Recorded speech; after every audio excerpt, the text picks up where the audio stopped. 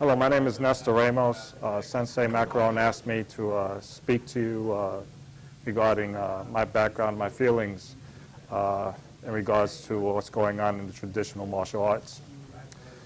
I started training in 1978. I was studying Shotokan karate under Sensei James Wynn in Pensacola, Florida while I was in the military. I also boxed while I was in the military. In 1984, I started taking up jiu-jitsu under Sensei John Kahn. That was in the Bronx Dojo, Bronx, New York. I was studying till the school closed in 1998.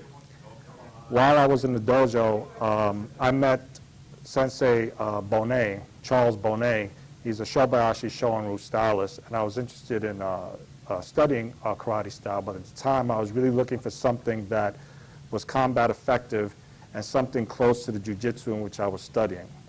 When I observed Sensei Bonet do kata, I knew that Shoshin was what I wanted. In 1993, I started studying Shoshin under Sensei Mike Rosati. Mike Rosati was a student of Sensei Joe Fushi. And I've been studying Matsubayashi-Ryu ever since. I run a dojo up in Chester, New York, the New York Bugeikan. It's a private dojo. It's not commercial. I don't advertise. I take students in that are recommended to me by other traditional martial artists. And the reason why I specified that is because, again, some of the people that have spoke before me touched on this, the matter of tradition. I believe that tradition, unfortunately, is a dying concept and what's going on. And part of it has to do with the commercialism and the business aspect of running a dojo.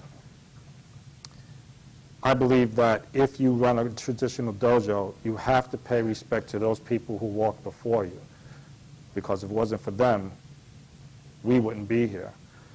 I'm relatively new in Matsubayashi-Ryu. I started again in 1993.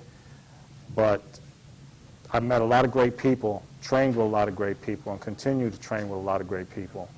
And if anything, the most important thing is to keep the tradition. Keep kata as a central part of training.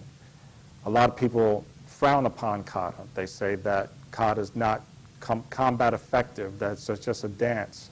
Again, these are people that I believe that only saw one aspect of kata, and unfortunately they weren't exposed to the real part of kata, which is the combat effectiveness. Now, as far as combat effectiveness, I truly believe that if you study a traditional martial art, that is something that you must preserve in your training. I have been a self-defense instructor for the New York State Police from 1985 to 1991.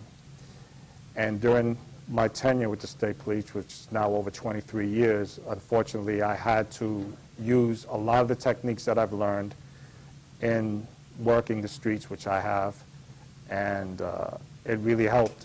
It helped because if you are trained in these arts, you can control more or less how much force you really need to use. And my personal opinion is anyone in law enforcement should study a martial art. Again, it's just like a plumber or a carpenter with tools. The more tools that person has, the better he'll be able to perform his job. And a lot of people, again, going back to the conception of kata, they really believe that most people that study traditional martial arts really aren't combat effective, and to that I politely disagree. I believe in it. I believe there's a strong part of what we do, and if you don't pay homage or pay respect to those people who were before you and to the system and to the techniques in which were taught to you, then what you're doing is not a traditional martial art. Thank you.